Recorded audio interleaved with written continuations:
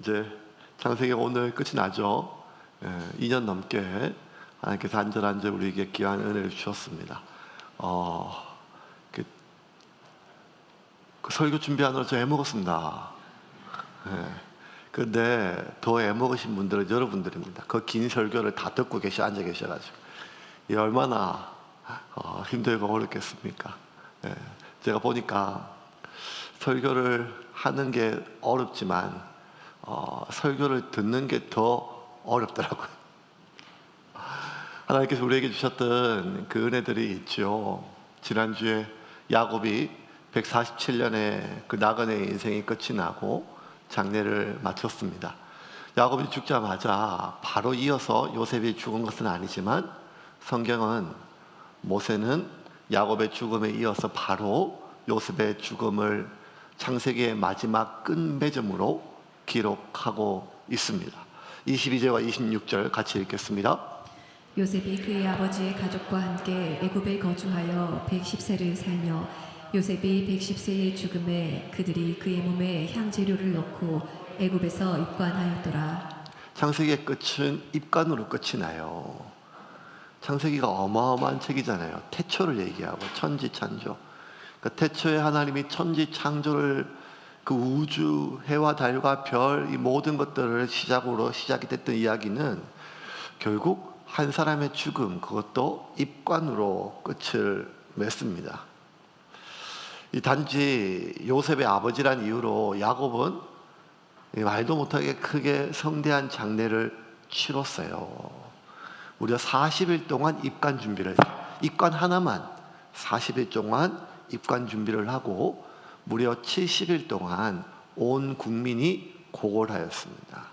그리고 전쟁에 버금가는 장례 사절단을 만들어서 군대와 대신들과 유가족은 물론이고 엄청난 인파가 이 가나안 땅까지 가서 장례를 치르고 돌아왔지요.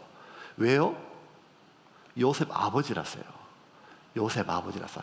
야곱은 애굽에서 아무런 의미가 없어요. 그냥 히브리 참 천시하는 유목민의 한 노인이었어요.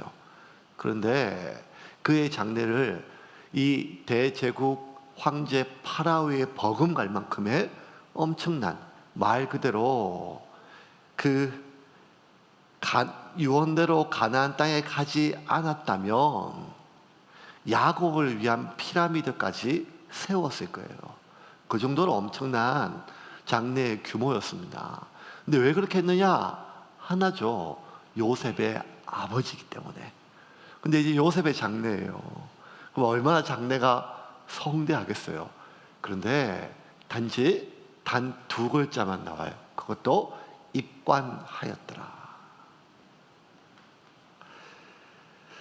태초에 하나님이 천지를 창조하시니라 라고 시작했던 이 책은 저도 이제 사도행전이 끝이 나고 창세기를 준비할 때 고민이 많았어요. 이렇게 설교를 해낼 수 있을까? 왜냐하면 설교 내용이 창세기는 굉장히 분량뿐만 아니라 내용 자체가 광대하거든요. 태초에 성경의 첫 번째 구절, 태초에 하나님이 천지를 창조하시니라. 이 한 구절만 믿으시면 그게 믿음이거든요. 하나님이 창조하셨고 태초, 시작이 있고 뭐 이런 것들에 대해서. 그런데 그 첫 줄에 있는 한 단어 한 단어가 그냥 우리가 인간이 사용할 수 있는 단어가 아니란 말이에요.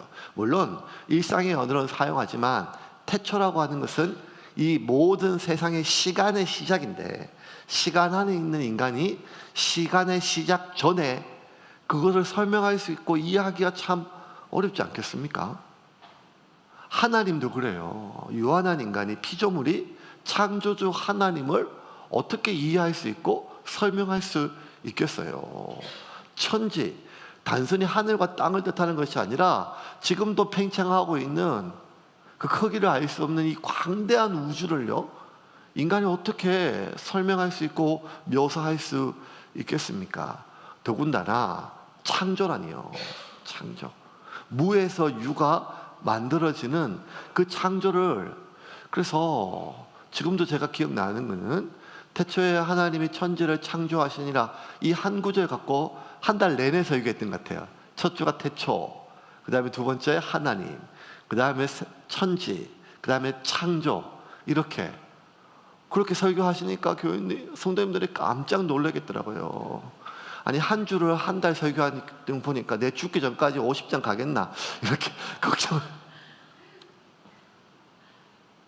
그만큼 이 창세기는 광대한 책이죠. 천지, 우주, 해와 달과 별, 바다, 이 모든 것들 하나님이 왜 만드셨는가 하면 단 하나의 이유예요. 사람을 위해서예요. 사람을.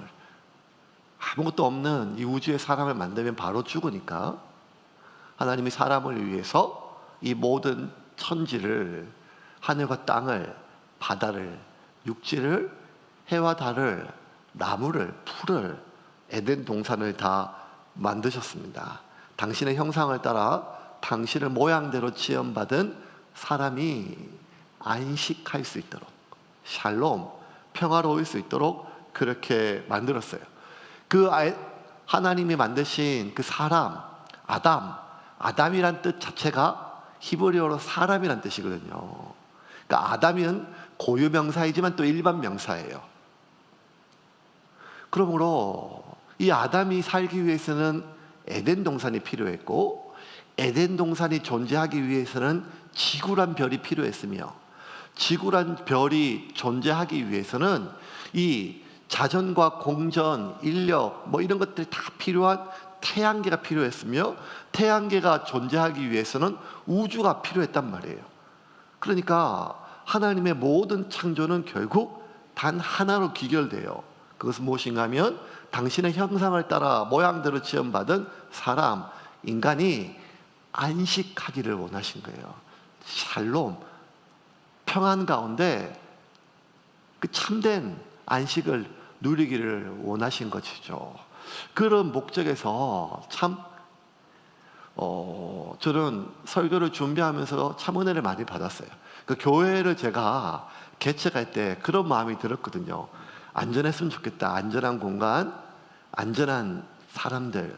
교회를 개척할 때 처음부터 마지막까지 모든 저의 생각은 너무너무 죄송하지만 하나님보다는 성도님들의 하나하나에 좀 마음이 갔었어요.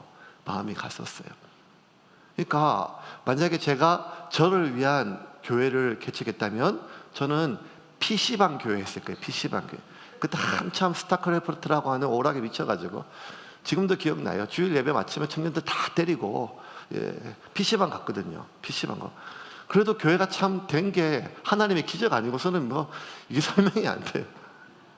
근데 교회를 하나 할 때, 모토 하나하나 정할 때 뭐든지 좀 안전했으면 좋겠다.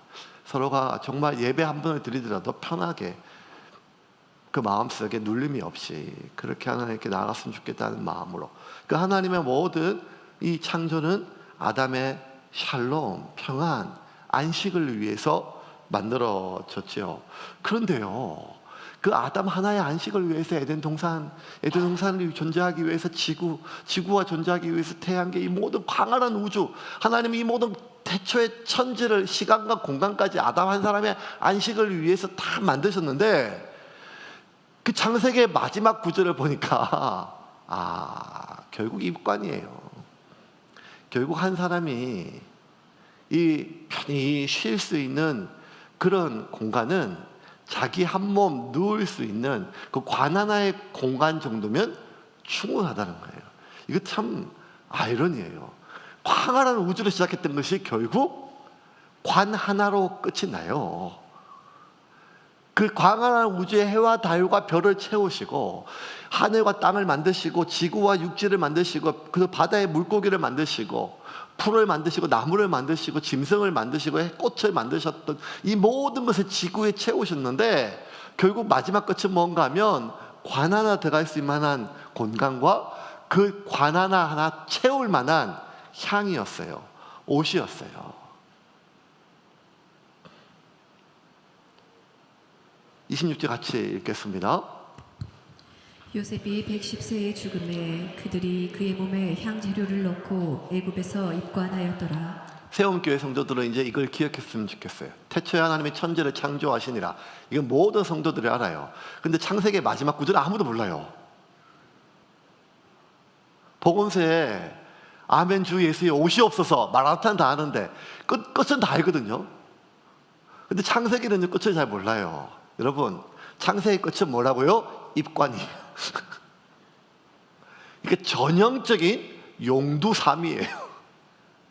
광활한 천재로. 왜 그렇게 하셨을까요? 이제 요셉을 좀 봅시다.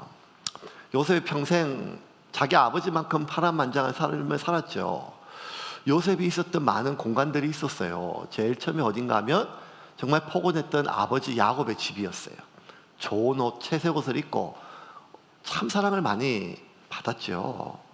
그 아버지의 집에서 형들에게 미움을 받고 팔려가서 죽임당해서 어디에 있었죠? 형들이 파놓은 구덩이였었어요.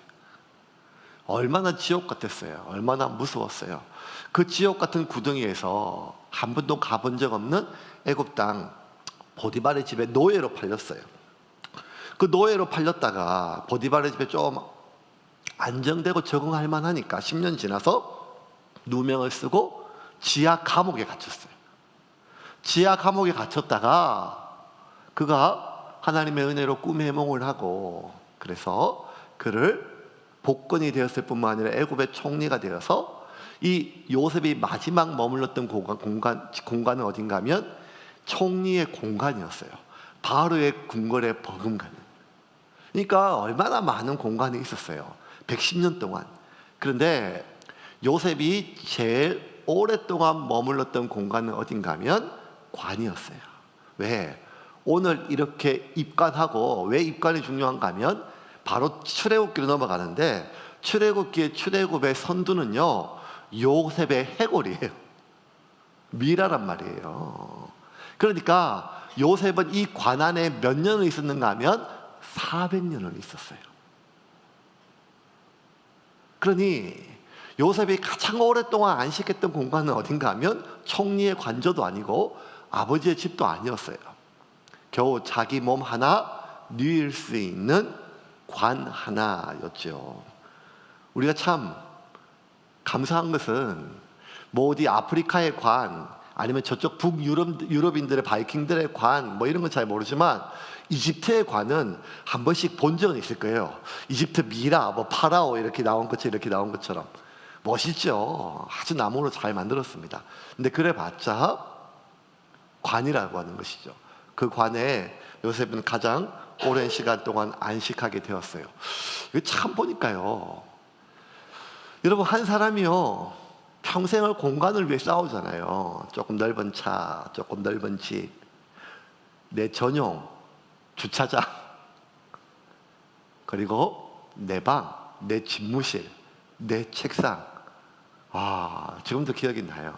교회를 하나씩 만들었잖아요. 만들고 지금 여기가 본당이고 여기가 강단이었거든요. 폴딩도 바깥쪽이 식당이었고 뒤에가 부엌이었어요. 뒤에 부엌. 그래가지고 이제 한참 막 이제 사람들 좀 늘어나서 이제 폴딩도 열고 이제 예배를 드렸거든요. 예배 드렸는데 막 개판이었어요. 지금 생각하니까 얼마나 개판인가 하면 저 뒤에 이제 끌려온 남편들이 애 안고 있고 앞에는 이제 엄마들이 예배 드리고 저 뒤쪽은 이미 거의 뭐 시장통 국제시장 비슷했었어 뒤에. 그러다가 중간에 누가 좀 이제 있다가 누가 벌떡 일어나요. 벌떡 왜 일어나지 보면 일어나가지고 어디 가는가 하면 저 화장실 가는 게 아니라 뒤에 가서 전자레인지에 우유를 데워가지고 예배 중간에 그러다 또 그냥 조용히 애를 그러니까 중간까지 다시 와서 또 물리고 오니까 지금 생각하니까 저는 이제 제가 개척한 교회가 성도 하나하나 그래도 귀하고 저렇게라도 끌려온 게 참 귀하다 그런데 어쩌다 한번 예배 들어왔던 사람들은 얼마나 불편했겠어. 이것들은 뭔지 당나라 군대인지 교회든지 뭔지 그냥 갑자기 예배 드리다가 전자레인지 돌려가지고 우유 데우고 애 피우고 지금은 핸드폰 하나 울리면 조금 막 다 시선이 됐지만 그때는 핸드폰 하나 갖고는 별로 시선이 분산도 안 됐었어요. 그거 보니까 참 그런 시절이 있죠. 그렇게 하다가 뭐 좋죠. 만들었으면 이쁘니까요. 근데 제가 제일 좋았을 때는 지금 보니까 벽돌 하나 교인들하고 붙이고 이렇게 당 들고 이럴 때 좋았지만, 언제 가장 행복했는가 하면 제 방 만들었을 때, 제 방. 저 끝에다가 지금 늘 오는데 방을 만들었는데, 그때 이제 우리 동옥 집사하고 현희 집사 둘이 해가지고, 그래서 저는 또 간이 잡고 이러니까 딴 공간 써야 되니까 그 기둥 안쪽으로 조금만 만들자고 하니까, 이제 그 청년들이요, 뭔 소리냐고, 크게 만들어야 된다, 크게. 그 저는 아니 그 예배 드려야 되는데 그렇게 방을 크게 보면 어떡하냐 이렇게 얘기해야 되는데 고맙더라고요. 그러면서 그냥 마음에도 없는 소리를 했어요. 그래, 이 방에서 뭐 성경 공부도 하고 뭐 이러면서, 그래 그 방을 만들어 놓고 책상을 이제 하는데, 이제 교회 탁자도 그때 우리가 다 만들었거든요. 근데 제가 제 책상 만들 때 제일 크게 원판을 만들어 가지고 제일 두꺼운 걸로 일주일 내내 빼바로 밀고 그래 만들어 놓고 책상에 딱 앉았는데요, 와, 회장님 된 것 같은 기분이 들더라고요. 내 책상이 생겼고 내 방이 생겼구나. 야, 진작에 개척할까 막 이런 마음. 그러니까 얼마나 철이 없고 속이 없었어요. 그러니까 아니 진짜 행복하더라고요. 예배당 만든 것보다 더 행복하더라고요. 왜? 제 방이 생겼으니까요. 제 공간이 생겼으니까요. 방이 넓어요. 책상이 있다만 해요. 그런 걸 보면 여러분, 평생 우리가 아둥바둥 해가지고 집 좀 넓히고, 그렇게 집 좀 넓히려고 하는 것, 차 좀 큰 거 사는 것, 그거 속물이 아니에요. 그 기쁨이 있죠. 그 즐거움이 있지 않겠습니까? 그래서 그거 집 채우고 차 채우고 사무실 꾸미고, 그럼 뭐 하나하나 이런 것들 사는 재미잖아요. 그래서 평생을 그렇게 우리가 살거든요. 그런데 여러분, 되돌아보면 그럼에도 불구하고 한 인간이 안식을 누리는데 그렇게 넓은 공간이 안 필요해요.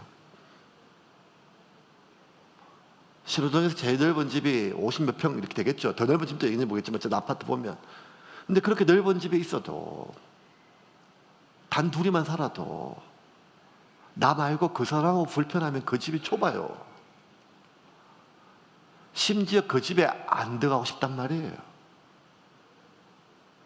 우리의 인생이 정말 안식을 누리는 것은 그렇게 넓은 공간이 필요한 게 아니라, 그렇게 많은 것이 필요한 게 아니라, 겨우 관 하나 들어갈 정도의 공간, 관 하나가 아니라 내 몸 하나 누일 공간, 그리고 그 관 하나 채울 정도면 충분히 우리가 평안과 안식을 누릴 수 있는 게 또 인간이란 말입니다. 요셉은 110년을 살았어요.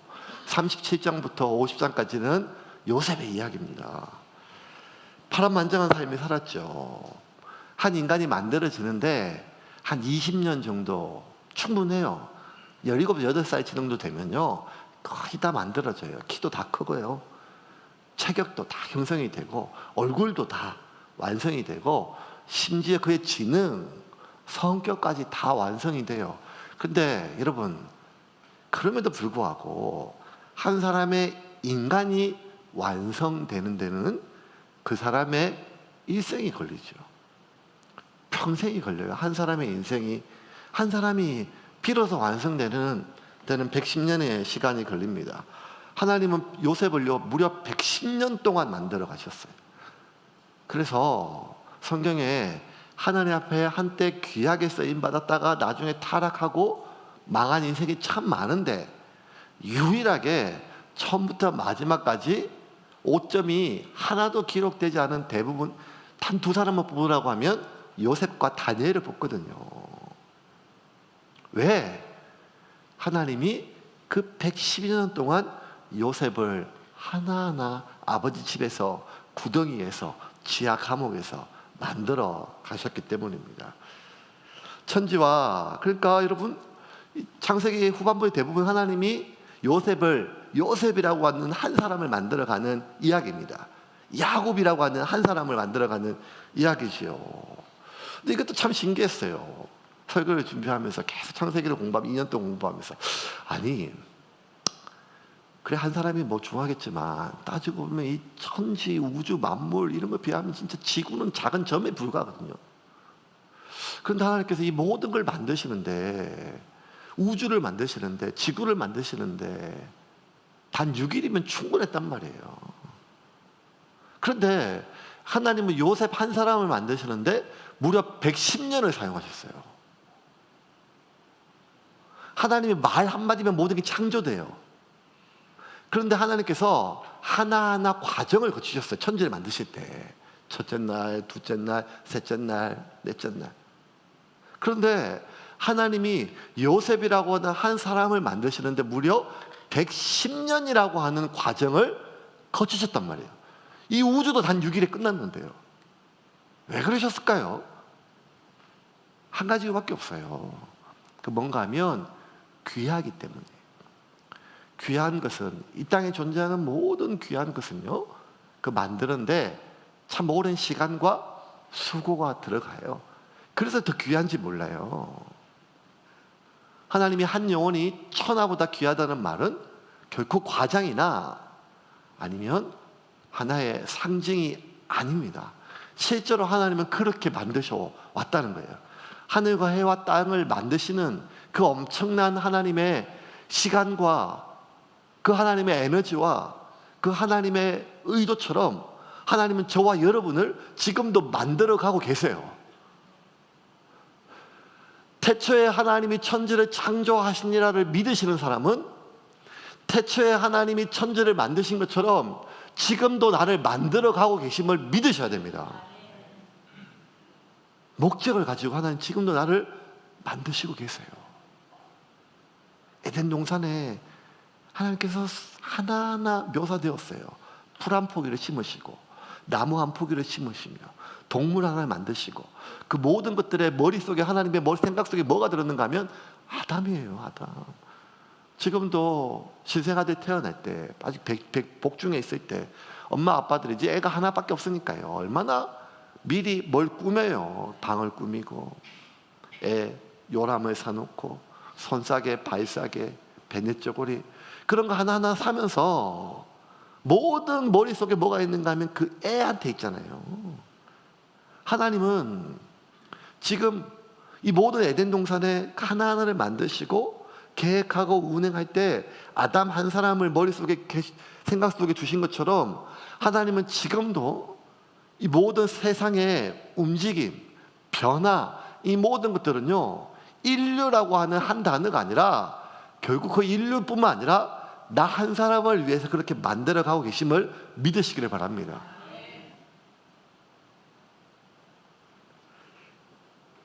(112년) 동안 요셉을 만들어 가시는 하나님, 그 요셉의 인생을 되돌아볼 때 요셉은 참 복을 많이 받은 인생입니다. 형통의 복이에요. 여기서 요셉의 복을 대표적으로 얘기하면 형통의 복이에요. 솔로몬의 복은 지혜의 복이었거든요. 그리고 풍요의 복이었어요. 근데 요셉의 복은 어디 가든지 형통했어요. 지하 감옥이든지 아니면 바로의 궁궐이든지. 왜 형통했는가 하면 하나님이 그와 함께 하셨거든요. 어떤 상황이든지 어떤 처지든지 어떤 공간이든지 누구든지 요셉은 가는 곳마다 형통한 이유는 하나님이 요셉과 함께 하심을 모든 사람들이 느낄 수 있게 하나님께서 해주셨어요. 창세기 39장 21절부터 23절까지 같이 한번 읽겠습니다. 여호와께서 요셉과 함께 하시고 그에게 인자를 더하사 간수장에게 은혜를 받게 하시매 간수장이 옥중 죄수를 다 요셉의 손에 맡김으로 그 재반 사물을 요셉이 처리하고 간수장은 그의 손에 맡긴 것을 무엇이든지 살펴보지 아니하였으니 이는 여호와께서 요셉과 함께 하심이라. 여호와께서 그를 범사에 형통하게 하셨더라. 그 2년의 시간이 요셉의 인생에 가장 어두운 시간인데 그 시간이 가장 요셉이 형통했어요. 요셉은 평생 형통했어요. 하나님이 함께 하셨고 행복의 복을 누리고 성공의 복을 누렸습니다. 근데 여러분, 이 복은요 요셉만의 복은 아니었어요. 왜냐하면 그의 아버지 야곱으로부터 이어진 복이고 그의 할아버지 이삭으로부터 이어진 복이며 그의 정조부 아브라함으로부터 내려온 축적된 복이었습니다. 그래서 여러분, 창세기는 12장부터 아브라함이 나오는데요, 아브라함의 12장 이후부터 이 진행되는 모든 이야기는 아브라함 가문에 대한 이야기고, 아브라함 가문에 하나님께서 복을 주시는 이야기예요. 내가 네게 복을 주겠다. 큰 민족을 이루게 하겠다. 내 후손을 모래보다 많게 하겠다. 그 복에 대한 이야기입니다. 그리고 하나님께서 주신 복이고, 하나님은 그 복을 통해서 아브라함과 이삭과 야곱과 요셉을 만들어 가시는 이야기예요. 그럼 여러분, 하나님은 왜 수많은 민족들과 수많은 사람들이 있는데 왜 아브라함의 가문에게, 그 후손들에게 이렇게 많은 복을 주셨을까요? 아브라함과 아브라함의 후손, 아브라함이 참 보니까 기특하고 믿음이 있어서 아브라함과 아브라함의 후손이 그 많은 복을 누리고 행복하게 살게 하기 위해서일까요? 이게 되게 중요해요, 여러분. 하나님이 아브라함과 그 자손들에게 이렇게 많은 복을 주신 것은 아브라함을 비롯한 이 자손들이, 이삭이, 야곱이, 요셉이 그 많은 복을 받고 행복을 누리게 하기 위해서 주신 것이 아니에요. 왜? 성경을 보면 아브라함도 그렇고 이삭도 그렇고 야곱도 요셉도 그렇고 다른 복을 받지 않는 사람들보다 많은 복을 받았음에도 불구하고 그들은 더 험난한 인생을 살았어요. 야곱이 자기 스스로 그렇게 고백하잖아요.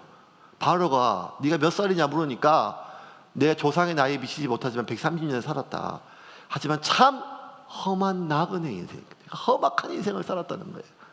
그러면 다른 누구보다 많은 복을 누렸는데, 많은 복을 받았는데 하나님께서 그들에게 많은 복을 주신 이유는 그들이 받은 복을 누리며 행복하게 살게 하기 위함이 아니란 말이에요. 왜냐하면 그들은 복 받지 못한 사람들보다 더 고되고 힘든 인생을 살았어요. 왜 하나님은 그렇게 고되고 힘든 인생을 살게 하셨을까요? 복을 주시면서. 이유가 한 가지입니다. 하나님은 이들이 받은 복을 누리는 삶이 아니라 본인들 스스로가 복이 되는 인생을 원하셨기 때문이에요. 하나님이 처음에 아브라함을 부르셨을 때, 우리 다시 한번 그때로 돌아갑시다. 2년 전으로 돌아가서 한번 읽어볼까요? 12장 1절과 2절 같이 읽겠습니다.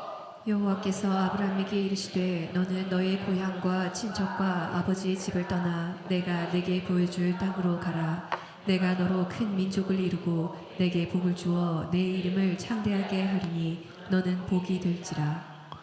여러분, 이게 마지막이 제일 중요해요. 하나님 처음 아브라함 부르셨을 때, 아브라함도 그렇고 우리 모두 다 아브라함이 하나님께서 복을 주시는 것에 집중했지만 하나님의 궁극적인 목적은 뭔가 하면 네가 복이 되는 거예요. 네가 복이 되기 위해서 복을 받아야 된다는 거예요.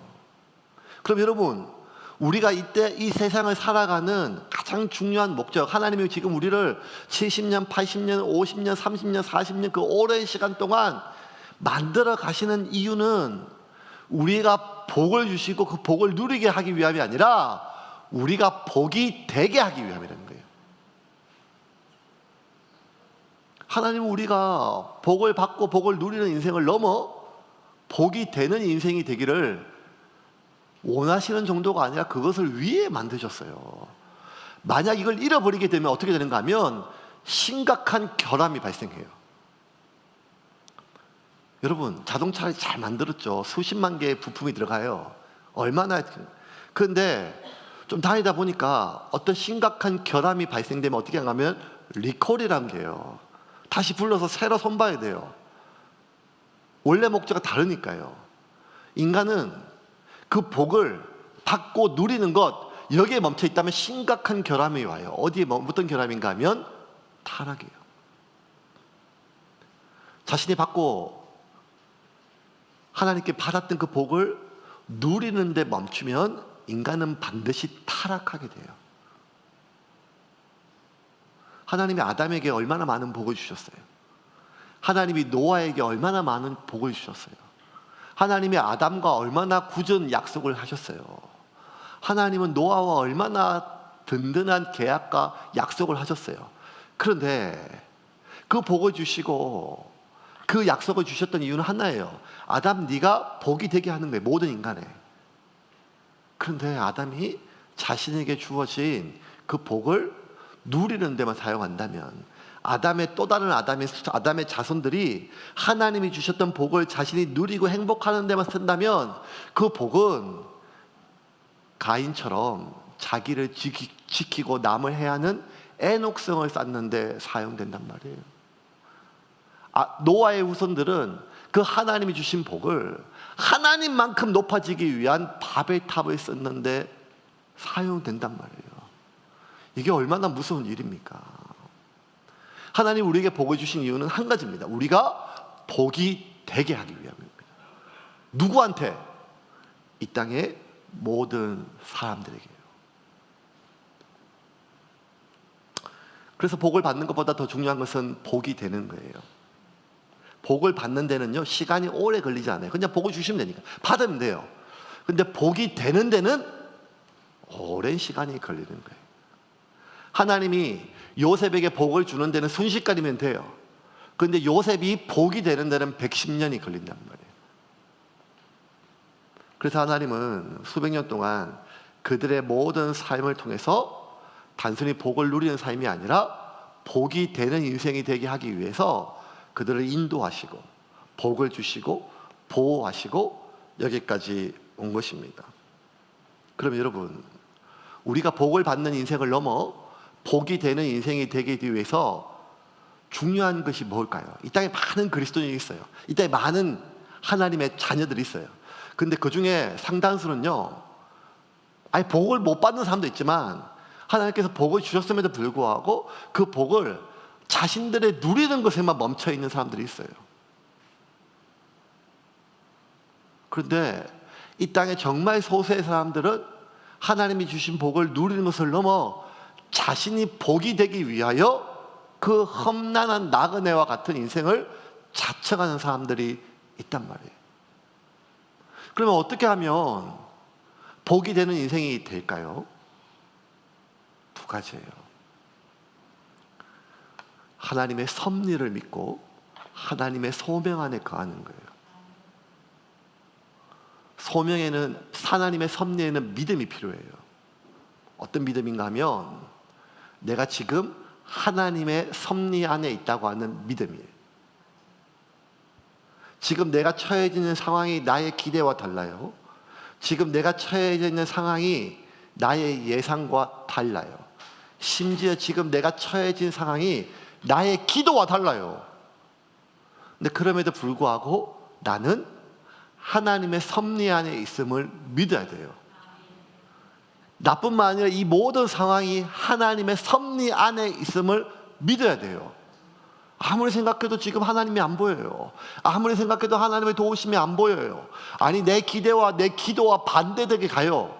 그래서 내가 지금 하나님의 섭리 안에 있음을 내가 믿지 못하면요, 어떻게 되는가 하면 나는 내 자신을 지키기 위해서 내 마누라를 팔아요. 아브라함처럼. 내 자신을 지키기 위해서 정말 내가 지켜야 될 대상을 팔아요. 나의 생존을 위해서 내가 평생 지켜야 될 믿음을 팔아요. 나의 안전을 위해서 나의 신념을 판단 말이에요.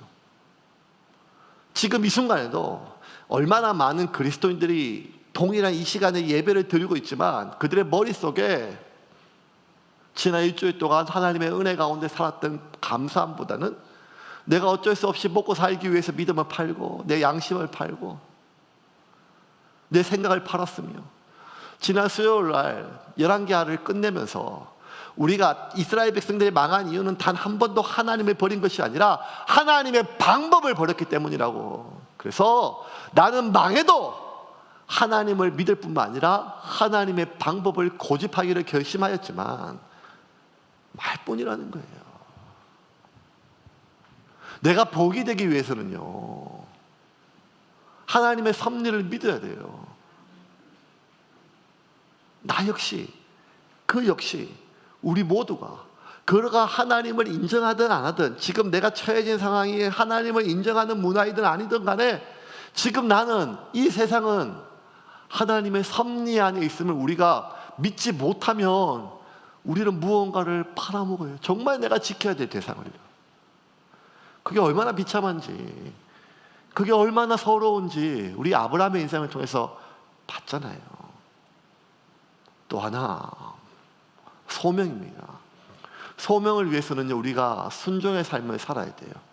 하나님이 우리에게 주셨던 수많은 명령들이 있어요. 본토 친척 아비 집을 떠나라부터 시작해서 어떤 거는 이해할 수도 없어요.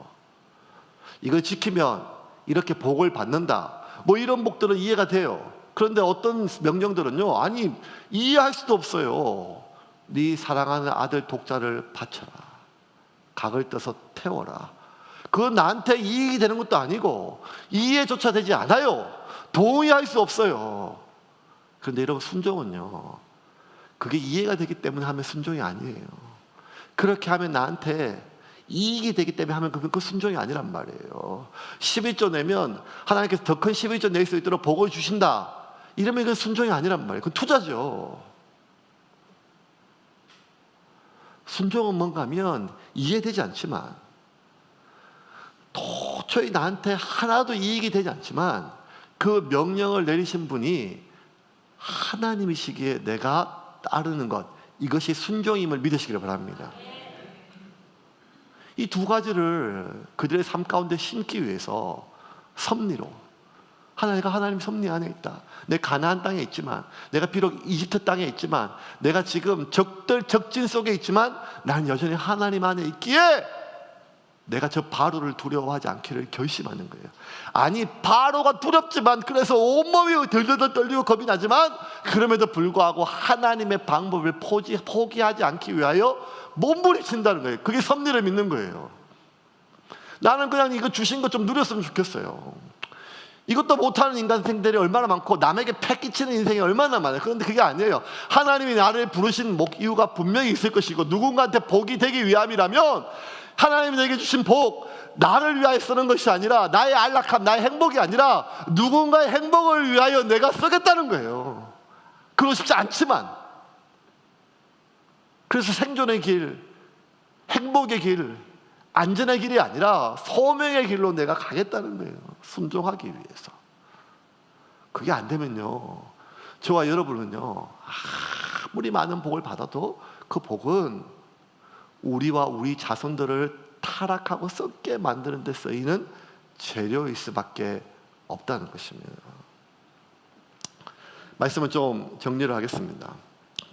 창세기를 끝을 맺고 하나님이 저에게 주시는 메시지가 있습니다. 처음에 시작할 때 주시는 메시지하고 또 다른 것 같아요. 분명한 것은 점점 하나님이 저를 만들어 가신다는 느낌이 확실히 들어요.